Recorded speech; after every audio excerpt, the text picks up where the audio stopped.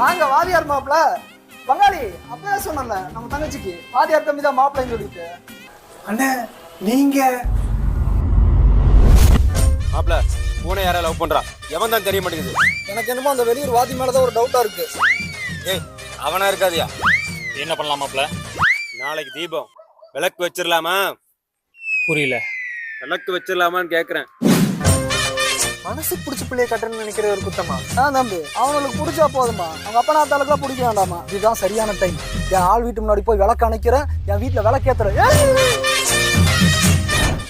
வாத்தியார் தம்பி நீ எங்க இங்க? நானும் உங்க ஒரு பிள்ளைய தானே லவ் பண்றேன். சீக்கிரம் விளக்கவே இருக்குள்ள, அவங்க ஆள் வீட்டு முன்னாடி போ. என் ஆள் வீடு வந்துருச்சு. இன்னும் தைரியம் இருந்தா வெளியூர்ல இருந்து வந்துட்டு எங்க வீட்டு போன ஆசைப்பட்டிருப்பேன். தூக்கி போட்டு ஒரு விட்டு ஒரு பந்து காதல் கீதல் பண்ணாதீங்க.